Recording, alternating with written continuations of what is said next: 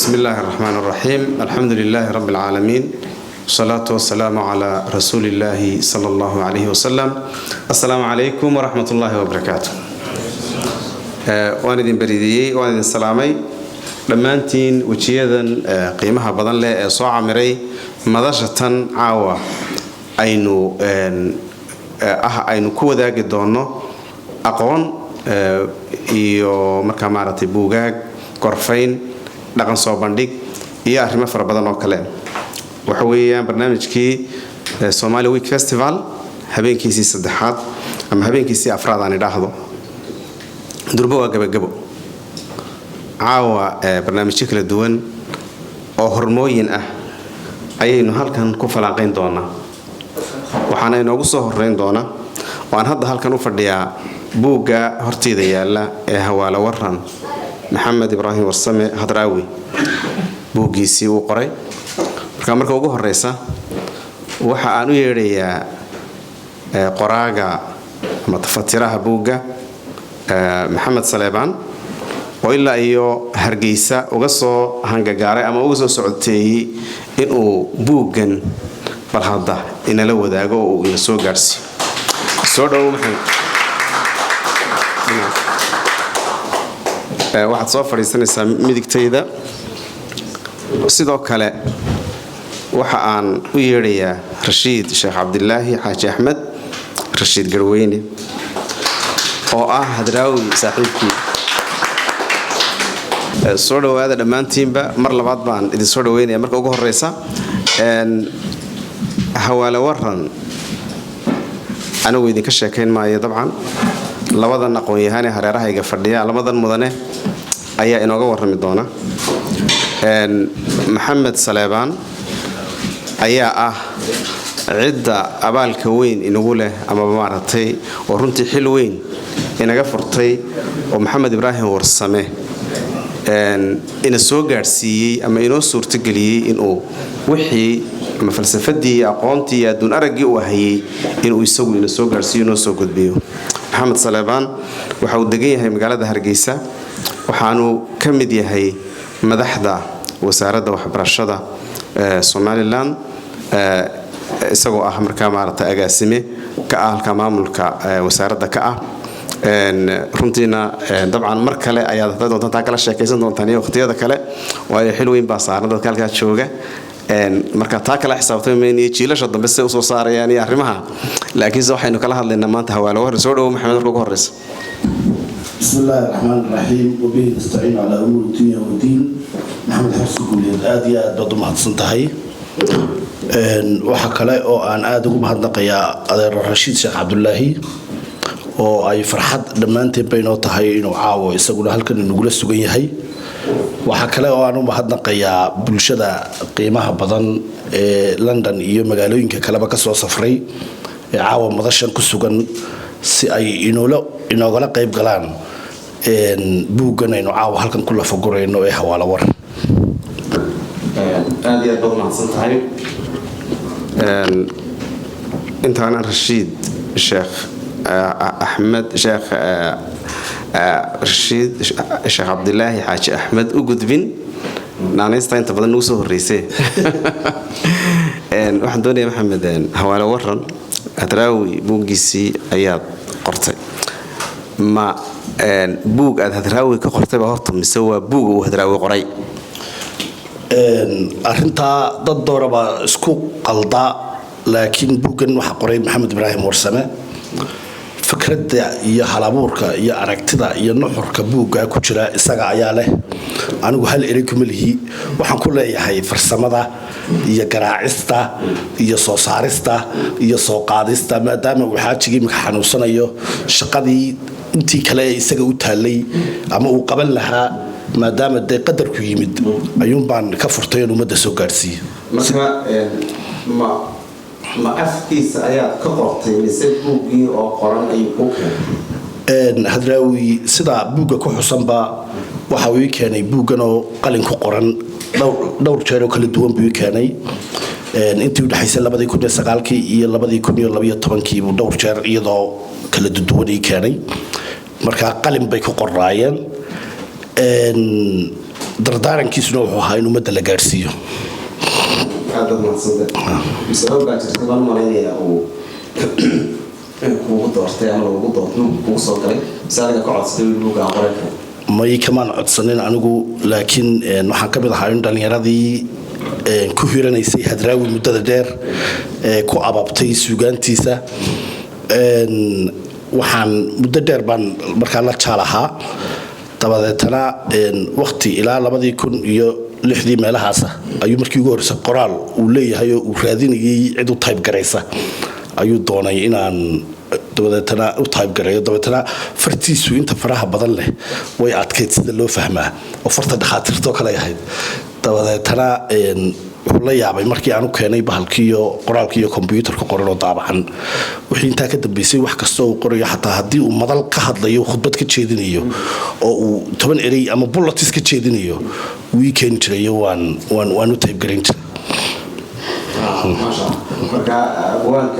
وتعرف له وإن كان حسد طبعا هو كما تقاني حسافرتي السيو سيده وحقر أسبابها سنوك كم دي أسبابه وبوكا وطرتين فهذا مركا إيه الكاس كسرع جدك صومر أبو صومر تهاوش بوكا hawshu halkaasay ka bilaabantay qoraalkaasay ku bilaabantay buugga markii ugu wareejiyay waxaan u baxay markaan dhowr jeer intaan dib u soo qoray aan u keenay ee iga eegay ee iga saxay qaybtii ugu dambeysay markii uu dhiibay anigoo aan qorin baan u baxay jaamacad dabadeetana Uganda 2 sanadood joogay fasaxii baan dabadeetana imid dabadeetana markaa dambaan is aragnay dabadeetana waxaan ku bahalkii dhammaystiran waa ka dabadeetana wuxuu igu yiri bahalkaan iyo anigu imka tamar fara badan iguma jirtay waa marxtiyadii xanuunku markaa ku soo bilaabayay daabaco umada gaarsi wax alliyo wax ma garanaysaa halka ku dhibani ma jirto dabadeetana waqti dheer bay dabadeetana soo qaadatay oo aniga lafteeda duruufaha shakhsiga ah iyo nolosha bini'aadamka iyo waayaha aad la lagdamayso ayaa marar fara badan aan ku saamaxayn inaad xilligii loogu talagalay kulliba xilligii Ilaahay ugu talagalay ee qadarku ahaa ayuunbu soo baxay oo Ilaahay xilligan buu qadaray inuu soo baxo dad fara badan baa runtii soo akhriyay oo meelo kala duwan adduunyada jooga adeer Rashiid Sheekh Cabdullaahi baa kamid ah Ali Jaamac Basaale Guush baa kamid ah Saciid Jaamac Xuseen baa kamid ah waxa kamid ah Faarax Axmed Cali Gamuute waxa kamid ah Allah u naxariistee محمد ظاهر أفرح ومالين داود انتيون جعل هاي دمانتين وذا دعينه وحكم ذا عمر صلاة علمي وحكم ذا جمال محمد حنوال كنتي تدفر بدن ودتكي هدراوي كوحر راية أيا aragtiyo wada iyo fikradahooda ku biiriyay sidii buuga loo saxartir lahaa loo sixi lahaa isla markaana uu sida ugu wanaagsan ugu soo bixi lahaa alxamdulillah aakhirkiina uu soo baxay waxaan uga mahadnaqayaa shirkadda Dahabshiil oo daabacaadda koobaad lacagteedii bixisay Cabdirashiid Maxamed Saciid Ducaale markaas sidaas uu dhinaca kalena ah Hadraawi dadka ku suntan dhinaciisa la xasuusanaya ma isaga marka la arko dadka Hadraawi qudhiisa la xasuusanayo ama hadii Hadraawi la dhex gala suugaantiisa iyo noloshiisana dadka la xasuusanayo hadii jaraal kamida marka ugu horeysa Rashiid soo dhawow shirkadna ku soo dhawow marka labaadna waxaad ku darsataa bal hadda Hadraawi iyo qofnimadiisa inaad wax naga tiraa bismillahir rahmanir rahim alhamdulillahi rabbil alamin wassalatu wassalamu ala rasulillah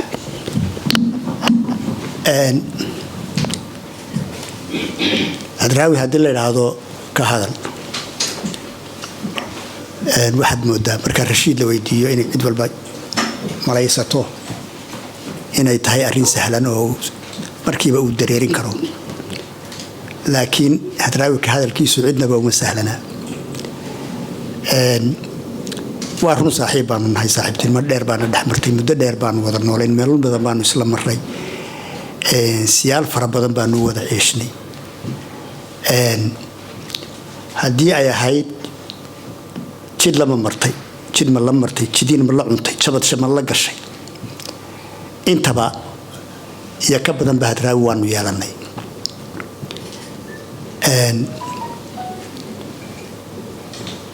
aad waxaan u ammaanayaa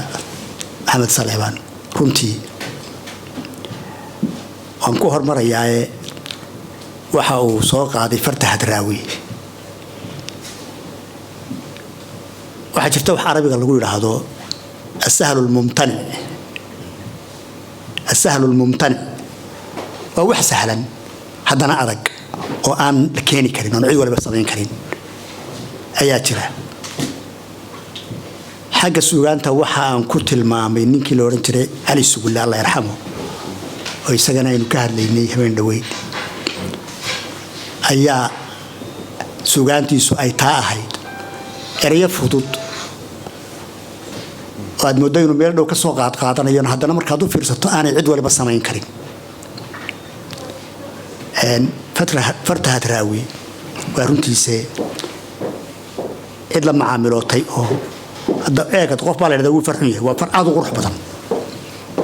fartiisu haddana si fudud looma fahmi karo ilaa qof muddo dheer la macaamilooday mooyaane taa halkaasaan kaga tegayaa waxay ka mid tahay unan u soo qaadanaya waxa weye shakhsiyadda hadraawi bay ka mid tahay qof walba fartiisu isagana way sheegtaa hadraawi haddaan shakhsi idhaahdo horta waxa weeye waa nin koobay 3 adduun oo isku waqti ahaa 3 waayo ayuu mid walba ka sharaabay oo uu qaatay isla markiina isaga qarqooray shakhsiyadiisa hadraawi markaad buugga akhridaan waxay arki doontaan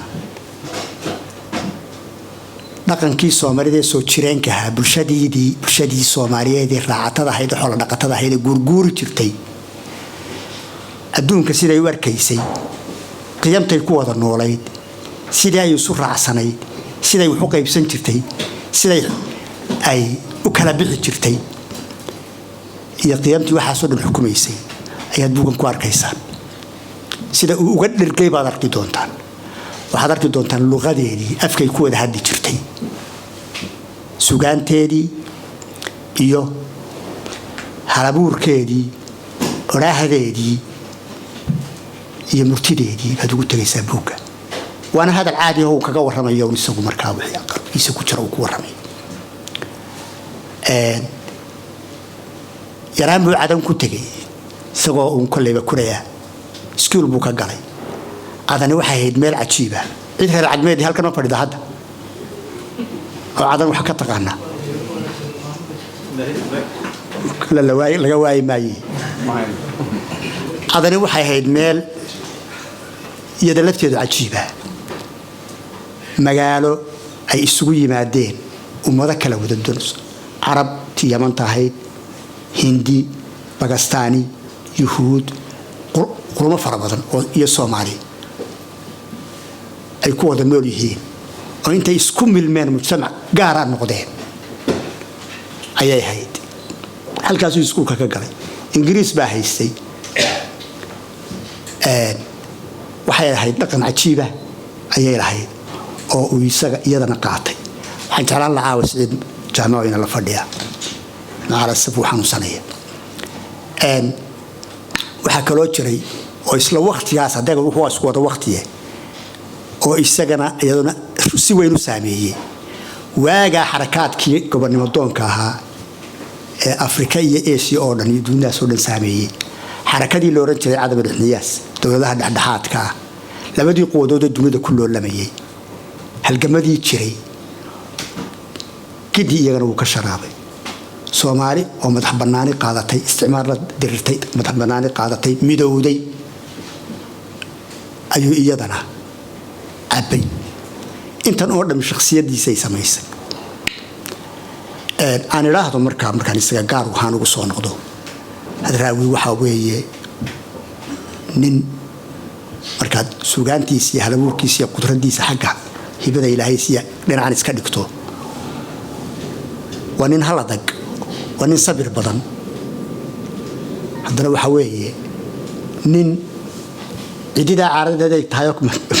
meel ka dhaca nin dhiidi dhow aan iraahdo nin dhiidi dhow wanin aad u deeqsiya oo la yaabayso marmarka qaar kood aad oranayso waa musrif nin wixii jeebkiisa soo gala aanad rubuc saac kadib ugu imanaynin way naba ugu ma iman kartid markaaba cidii marka agtiisa joogto oo buu qaybanaya wanin aad u kalgacal badan waliba dadka jilicsan aad ugu dabacsan weeye waxaan hadraawi ku arkay dib qof weyn oo waayeel intuu caruuroobo caruurta lama ciyaaro isagu soo caruurta iyagoo kale u noqdaa markay caruurta agtiisa joogto sidoo la ciyaarayo waxaad moodaa inuu caruur noqday wuxuu aad u cuseeyaan ku arkay dumarka haweenka qof uga dabacsan oo uga ixtiraam badan waligay ma arag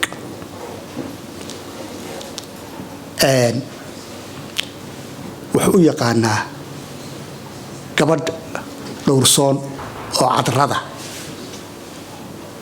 iyo hooyo iyo ayeeyo saddexdaba mid walba milkahay leeday buu siiyaa hadra si cajiib ah oo dadka Soomaalida waliba ku arag Soomaalida dumarka way u daran yihiin oo way yasaan way yaraystaan meel hoose geeyaan isagu mada wanin aad u cafiif runtii laba tixood hadaad dhageysataan ama akhridaan ayaa sawirka hadraawi ay dumarku u leeyihiin iyo sidoo loo dhaqmo ku arkaysaan mid waa tixda hooyo la yiraahdo oo gidi wada maqasheen waa lagu heesay hooyo waa qofkii dumar ahayda weynayd tixda la yiraahdo ubax qofkii akhriyay على فكرة dadka qaarkood waxay moodaan hadraawi markuu dumarka iyo caashiqa iyo kalgacaylka iyo amuuraha markuu ka hadlayo waxay dadka qaarkood haystaan sida fantasiyaha ma garanaysaa de hees caashiqa tiriyo deetana gabadhu midka wahmayaan ma hayso waa tu soo martay oo heblaaya la yiraahdo oo nool oo uu la kulmay ayuu ka tiriyaa tixdiisa gabadha ubax hadaan xiyar ka yiraahdo dhabaanu joognay ina yaro agoona bay ahayd hadoo fiirsada ina yaro agoona ayay ahayd gurigaanu ku jirnay bay joogtay jabad baanu hayno jabada yaacaysa inaan tahay sida uma egto inaan tahay laakiin way koraysaa maalmaha kamida ayay dheeraatay oo dhex yaraatay oo naasa yeelatay ay qurux ayaab la yeelatay markaas marba mid baa ku loohan taawna meeshuu jooga uu arkaya markaas uu soo qabtay inantii agtiisu soo fariisi tarbiyad cusub buu siiyay inantii yarida agoon tahay tarbiyad cusub intaasoo kala jirin buu siiyay uu rabeeyay waxbuu baray in ragbiya waayihiisa iyo la maxaa ku dhahdaa alabadiisa ayuu uga sheegay waxa uu noqday gaashaan qalbigeedu dhisay quwad ay isku difaacdo ayuu u yeelay nahaydeedii ugu dambeysayna tixdaasuu tiriyay soo iyada kula hadlaya tixdaa raadiya taajibay u dhiman doontaan indha badan waqta waa indha badan tixdu waxa waa inanta magaceedii tixdu waa indha badan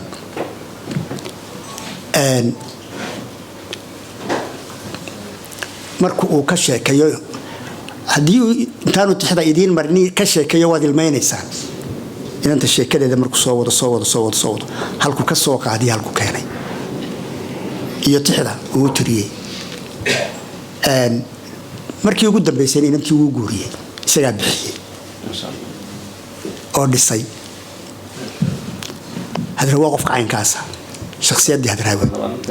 taaway runtii حاجة كلنا إلهي هبدو سيء سجانتي ساكارك ثاني يضحك كورن مايو انت صدق هتراوي الشخصية دي سمر كي تهيو لا في مايو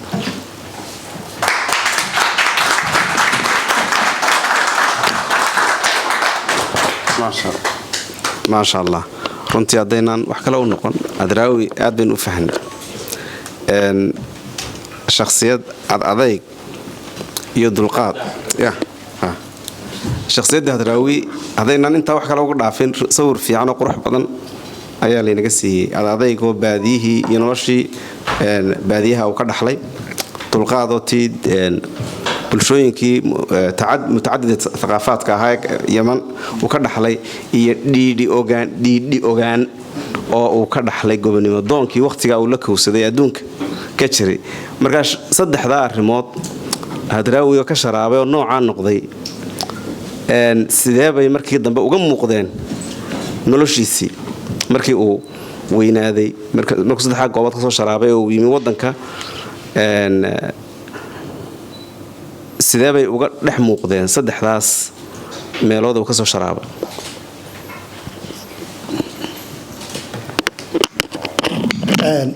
su'aal aad u wanaagsan runtii aan idhaahdo hadraawi markii uu ka yimi cadan ee uu dalka Soomaaliya yimi muqdisho tagay wuxuu ka mid ahaa koox la oran jiray xabadi keentay loo bixiyay xabadi keentay waa dadkii markii ay cadan ay gobonimo doonku iyo Ingiriisku iska hor yimaadeen dad badan oo ka yimi oo Soomaaliya yimi ayaa magaca Soomaalidu bixisay anigu مثلا shakhsiyan hadraawi waxaan bartay markaan qaahira ka soo noqday 70kii anoo jaamacad ka soo baxay ayaan dalka ugu yimi isagoo magaciisu suuqa aad ugu jiro annagoo isarag baan anigu isaga bartay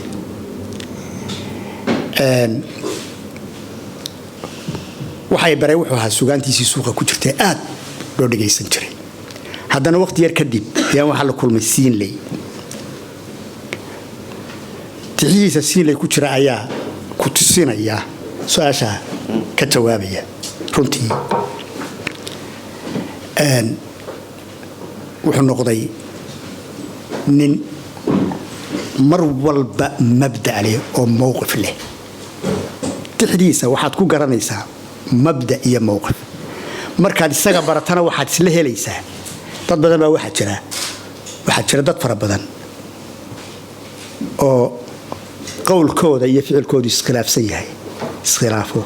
ereygeeda waxay ku hadlaan iyo waxay falaan kala tagsan yihiin soo ma jira waa ninka mar walba labadaas is waafaqsan yihiin waxaan hadraawi ku bartay ereygiisa isagu isku mid ereygiisa suugaaneed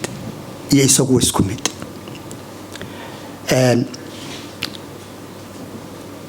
tixda saxarla ee Siinleyda la yiraahdo way ku bilaabatay kumay bilaabmine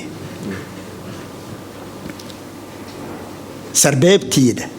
ayaad ka garanaysaa waqti marxaladahaas siday uga muuqdeen isaga sarbeebtiis waxay sarbeebayso aad ku garanaysaa saxarli waa tuma maxay tahay waxa uu ku dadaalaa isagu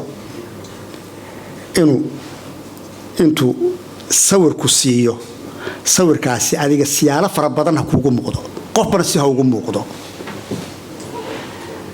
waxay ku tusaysaa adduunka ballaarkiisu inaan wax qof maskaxda qofku hal qof intuu koobo ka soo horiyo daba ka wareego dabeetana uu waa sidaa may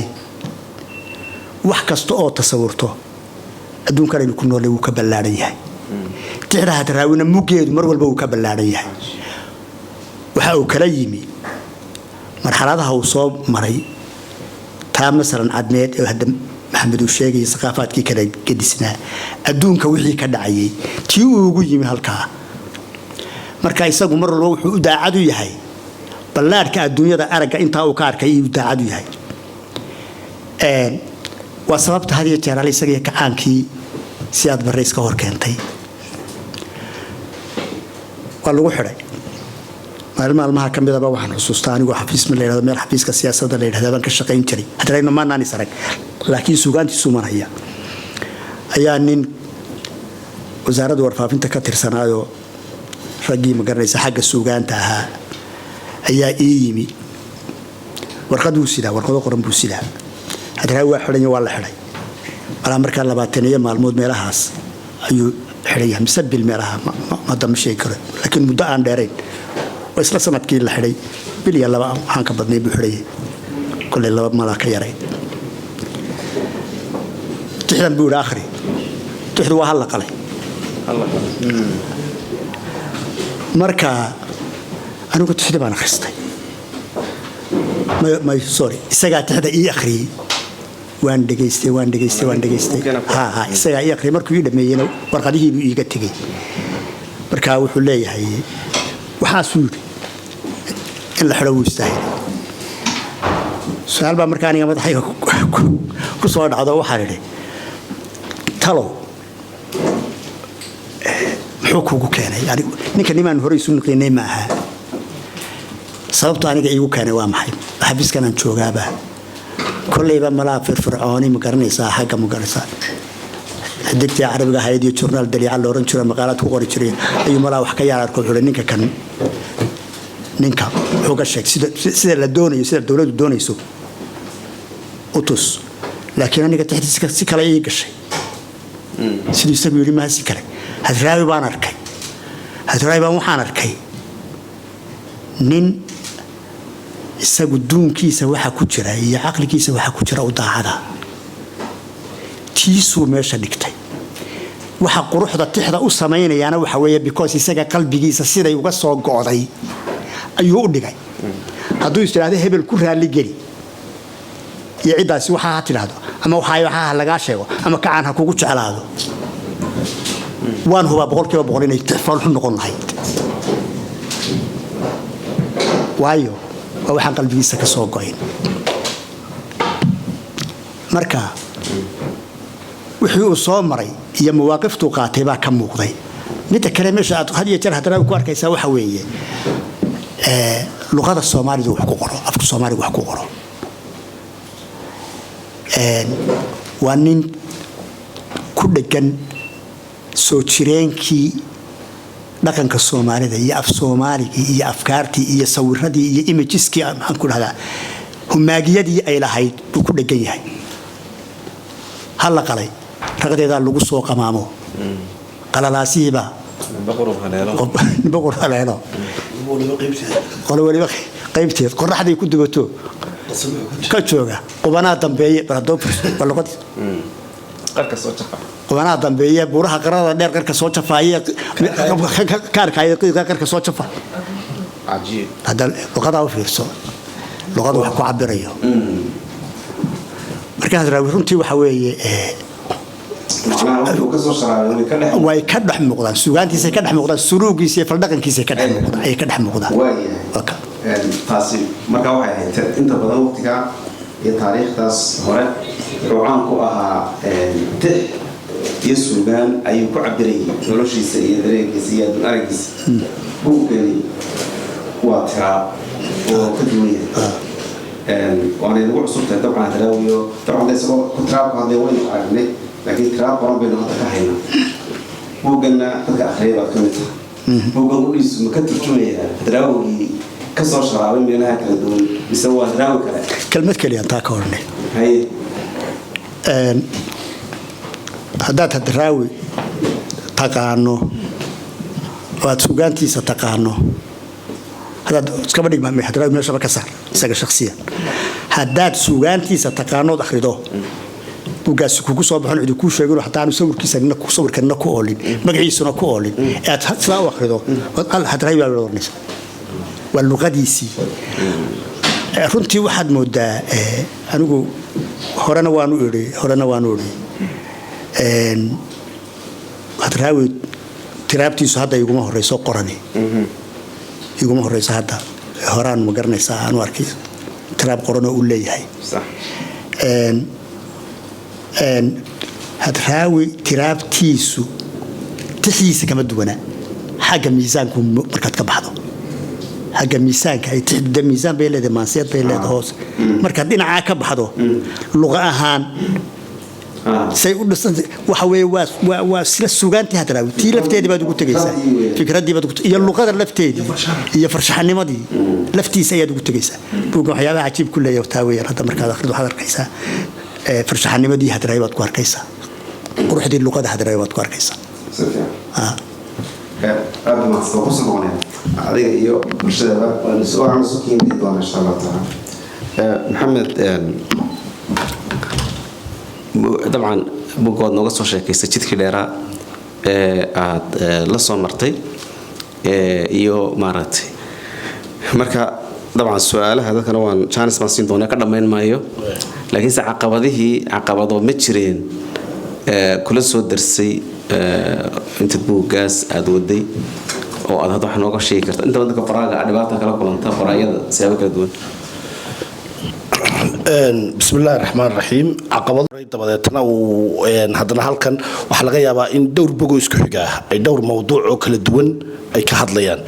dabadeetna halkan isagoo gobonimo doonkii kaga hadlaya halkan xoolihii noolaa kaga hadlaya in xoolihii noolaa aan xoolo nool oo kale halkana aan dabadeetna saas ku hormaynta caqabada hormaynta inta waxaan ahayn kumaan igabay horman oo maadaama qoraalkuna aad u farabadnaa marka isku hormaynta iyo in la isugu hormeeyo lixda cutub ee wiimka ka kooban yahay iyo ujeedada ahaan sida uu isu raacayo طبعا هو مسألة إن الضغط كلام يسمع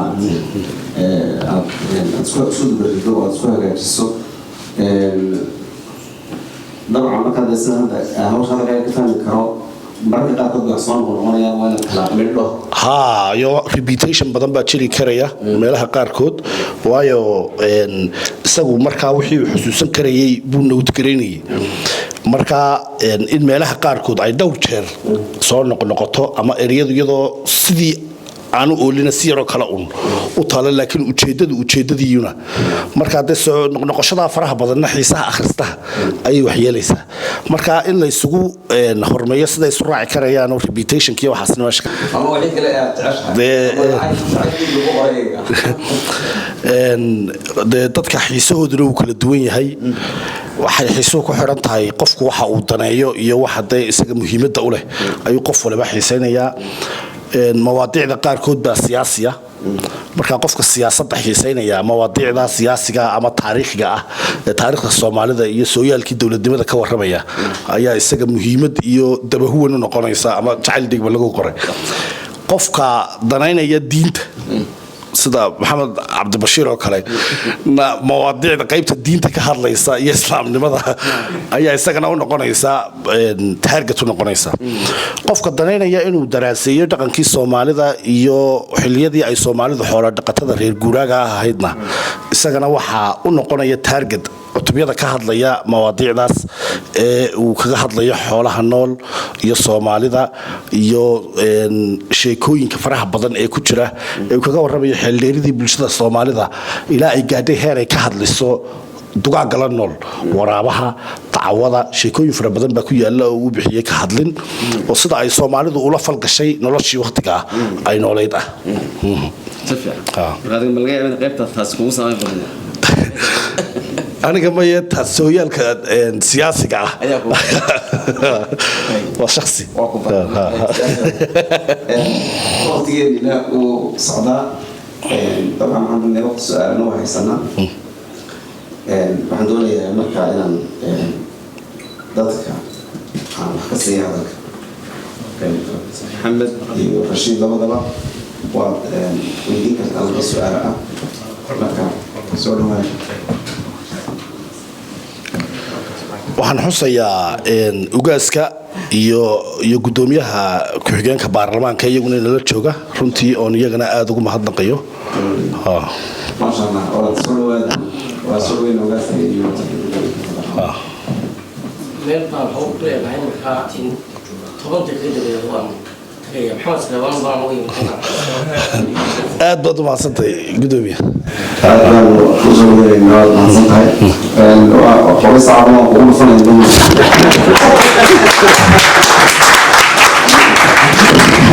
هذا ما صدقي عبد الرحمن أبتدون اللي هناك عند التاجي إنه تلفون السيارة شغالة كده عقل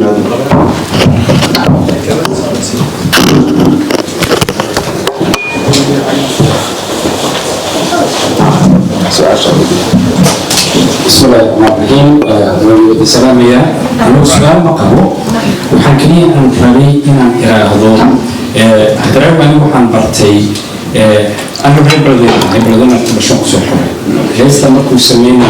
وايد دي أي كلام مجرد قبل ما كنت على ذلك الشيء شكل ولا بدي أنا أما شو سؤال لكن هدرب يعني أبوان كعادي واحد سجن ما هو شاقي سعيد ساعة ما هو شاقي أرنتاس وحني بحكي صعود كنا بدل لكن نعم توصل ولا كل حيور السي اللي كنا يخطي صعود كنا بدل ولازم بين لكن مش هم سعودي مش معها وحنا هذا كنية إن الوسك حريق رشيد هذا صعود طبعا كل يوم ترى غير بدون ينقرب فيها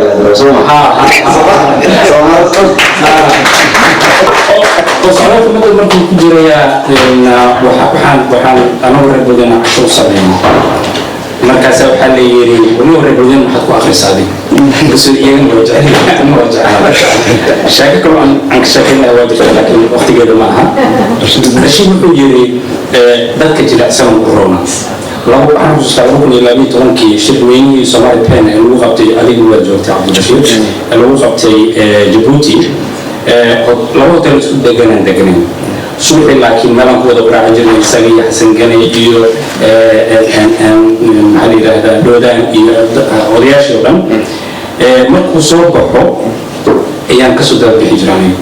وأنا خصوصا الإمام مدرح أوجر العقل مساكين أوكي بهجران وما له متلاقين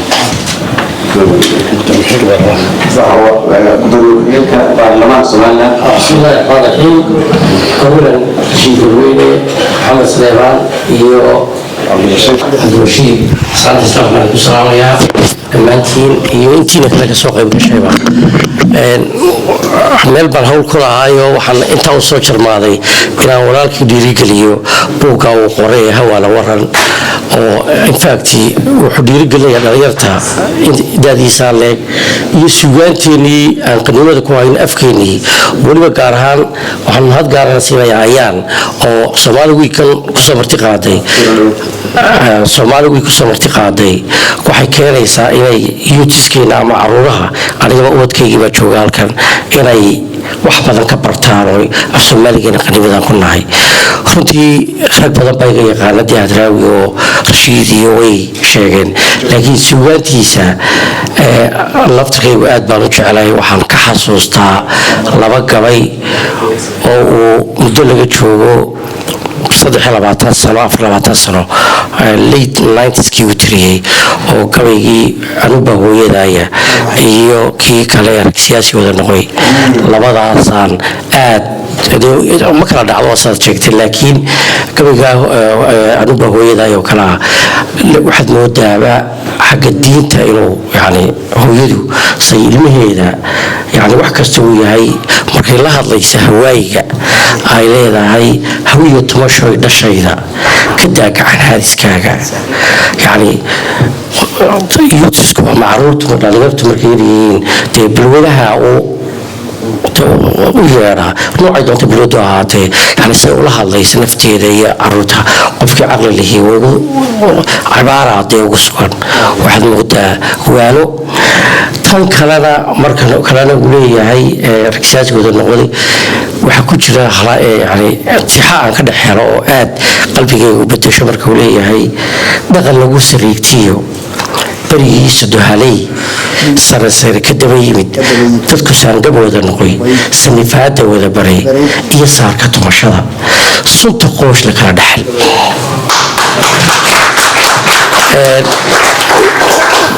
mar baan weydiiyey oo koori waa maxay sunta qooshka la kala dhaxalku anoo weydiinayaa Hadraawi waxay dhowr iyo 10 sano ka hor deedna wuxuu yiri yani waa dhaqamadan dhaqan lagu sariigtay barigiisa duhalay yani dhaqamadii hore dadkii hore markuu iyo daragu ninka weyni ninka yar uu ixtiraami jiro aabbo ahaayo hadduu bilowd ku arko qofka weyni qofka yar saas la isku ixtiraami jiray marka qurbahan iyo waxan ayaa horta gabayga saamadiisa ku keenay. Marka waxaad arkaysaa dadkii waayeelka ahaa oo ayaa dhamadiyana qaar sigaarka dib u dhiibay, qaadka u dhiibay qurbihii oo le kuwa yaryar dhulka ku dhashay may aqoon waxane innagaa barnay, innaga ayaa barnay. markaasaad warsunta qooshla kala dhaxal yani kii weynaaba kii yaraaba u dhiibayaba. marka infact dad buu la hadlayay Soomaaliyeed, infact intii degarashada lahayd oo baa garanaysaa waana wax maartay lama soo koobi karo. runtii dareenkayga way bedeshaa. walaalkay Maxamed Saleebaan aad iyo aad baan ugu mahadnaqayaa sida wanaagsan iyo uu qoray. intiina kale lagu daydo inuu duceyno ilaahay dalkeena iyo dhulkeena oo garan karaya dhulka la joogo iyo wacyiga iyo xaaladaha lagu soo yahay inuu ilaahay dalkeena sida nabadda uu yahay maanta ilaahay inoo la bilaabo oo inoo hagaajiyo. annagana noogu duceeya inuu ilaahay jidka fiican nagu ilhaamiyo. oo ilhaamada dee ilaahay baa leh, waxaan ilaahay kugu ilhaamin dee garan maysid. marka insha allah annagana noogu duceeya inuu ilaahay nagu ilhaamiyo. waan jeclahay buuka inaan laba buuq qaataan midna carruurtayda aan uga tago midna aan akhristo haddii ilaahay dugsigaan rabaa. aad baanan idinku mahadnaqayaa, meel baa layga sugayaa. shukran jasaakallah. aad iyo aad baad umahadsantahay gudoomiye, waad soo sharaftay, waad mahadsantahay aduna hortiina waad gacanta waad mahadsantihiin. waa idin fasaxna markaad diyaar noqoto waad bixi kartaan. gacanta ayaa la taagay, marka ii eega dadka. maxamuud soo dhawow.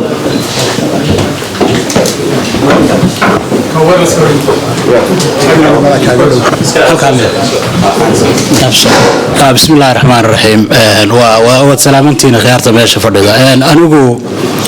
su'aasha aan rabaa waxa weeyaan midun iska dadka oo dhan mid idinka ma marka waxaynu maqli jirnay Hadraawi oo suugaanyahana oo abwaana iyo suugaantiisa. maanta waxaynu haynaa Hadraawi oo qof ah iyo aragtida wuxuu ka aaminsanaa isagu inuu soo bandhigayo oo la qoray qofka uu ahaa suugaan baynu walahaynay. marka waxaan horta weydiinayaa hadday jirto Hadraawi iyo Gaariya aniga kolley meel gaaraba igaga yaalaan run ahaantii. ma aha micnuhu inay suugaanyahanada Soomaaliyeed ka suugaan weynaayeen ama ma garanaysaa wuxuu ka tisqaad weynaa. laakiin waxyaalaha aniga aragtidayda ay soo kordhiyaan waxa kamid ah suugaantu way aqoomeeyeen, waxay sameeyeen waxyaalo sii dhimanayay ayay dib u soo nooleeyeen. kolley iyagoo iyo rag lamid ay sabab u noqdeen. waxaynu naqaadeen gabayada unbaa awal aad xoog u lahaan jiray miisaan, laakiin waxay sameeyeen waxyaalihii heesaha dhaqanka ahaa, heestii hooyada, heestii haanta, heesihii maroodi cadhoole iyo bawalaha xergiga, yani kuwii oo suugaan waaweyn oo micno la ah. waxay kaloo jideeyeen weliba Gaariya uu sii dhigdhigay in suugaanta la baran karo oo aanay ahayn hibe keliya la isku dayi karo ay qawaacid leedahay oo la maro. aniga waxyaalaha igu dhaliyaan waa sameeyaa suugaanta, laakiin waxyaalaha igu dhiirigeliyay waxyaalahaas ay ahaayeen. marka haddaynu asrayno Hadraawi oo qof ah oo hadlaya, waxaan jeclaan lahaa haddii aan hore loo qorina in la sameeyo bal Gaariya oo qof ah oo hadlaya oo qofnimadiisa aynu baranno. halkan waxaa fadhiya Axmed Cabdi Gaashaan, waa abwaan Soomaaliyeed oo runtii kuwa ugu sarreeya abwaanada Soomaaliyeed ka mid ah. isaga laftiisa uu nool yahay intuu nool yahay in laga reebo bal qofnimadiisa, bal qofka uu yahay suugaanaynu ku ciyaarno ku raaxaysano dhageysanayno ka maqlaaye bal qofka uu yahay laftiisa inaynu barano wax laga reebo iyo abwaanada kale oo Soomaaliyeed. marka bal qalinka loo qaato baan leeyahay dadka wax qoraa kulli aniga lafteedu ka mid baan ahay. aad iyo aad baad u mahadsantihiin. dhalinyarada tahay ragga dhalinyarada taa laga sugayahay. waa mahadsantahay. Gaariya buugiisu uu qoran yahay maxaa loo ayaa qoran oo si fiican hagarlaawo sugaantiisa. waxaan jecelahay runtii su-aalaha xeerdhaafka sameeyey oo waxaan ku tala gashanaa in aan su-aalaha gadaal baa laga dhigi lahaayo laba barnaamij oo kale ku xiga. laakiin ninkaas maadaama nin badan gacanta taagay waan siinaya, laakiin su-aalaha dambe waxuu dhiganayaa gadaal. soo dhawaada insha allah. su-aalaha gadaal baynu ka dhiganaynaa maadaama maarata waqtigeenu joogno ay labada barnaamijka kale بسم الله الرحمن الرحيم الحمد لله رب العالمين والصلاة والسلام على رسول الله صلى الله عليه وسلم سؤال معها لكن ومهنق إيرو برارجنا مهنق وحويا محمد سلبان oo hawl aad iyo aad u culus ka qabtay buugan hawaala waran abwaan hadraawi aad iyo aad baan ugu mahadnaqaynaa waqtiga badan iyo juhdiga badan iyo dadaalka badan uu geliyay waxaa kaloo mahadnaqayaa adeerkay Rashiid oo ah waxa weeyaan hadraawi oo qofa isaga laftarkiisa qofka koobaad ee hadraawi ay walaalaha hayeen isugu dhawaayeen oo ku dhaadan jiray mar walba aniga noloshayda hadraawi qayb badan oo weyn buu ku lahaa oo dadku soo koriyay baan kamid ahaa hadraawi ma aha qof reer ah ama waxa weeyaan cid gaar ah waa qaran waa ummad hadraawi laakiin sida caadadaynoo ah sida gabaygiisii uu ka hadlayay hadeer maxamuud baan filayaa haddaan magaca khaldaynin anunbaa hooyadaaya yacni soomaalidu waxay dhaqan u leedahay meel kastoo aad soo marto marka dambe waxaa loo odhanayaa war awal yuu ahaa marka waa kii ugu hogo tusaaleynayay islaantii inamada badan dhashay ee inamadeedu ka tageen hadeer iyo tii hadeer hadhow iyo tii hadhow hoos iyo sare tii ku raacda anunbaa hooyadahay hadraawina taasunbaa dhacdayo hadraawi oo ummadda ilaahay oo dhan u siman tahay hadraawi oo ummadda ilaahay oo dhan anfaca madow iyo cadaan aan u kala soconayn oo ummada xitaa Soomaali aan la oran karin haddana markii dambe waxa la yiraahdaa awaliyuu ahaa reer burcaan ayuu ka sii ahaa reerka agtoodii baa lagu tuura dabadeedna Soomaali badan oo hadal haysa ma maqlaysid marka waxaan doonayaa inaan baraarujiyo war hadraawi markuu noolaa reer muu ahayn hadraawi markuu miirkiisa iyo maankiisa iyo caafimaadkiisa qabay reer muu ahayn imika laakiin reer iyo gabadh baa lagu agtuuray marka bal waxa weeyaan fariinta waxaan u dirayaa ummadda Soomaaliyeed oo dhan fariinta waxaan u dirayaa ummadda oo dhan waxaan leeyahay hadraawi ha laga warhayo aad iyo aadna u mahadsantiin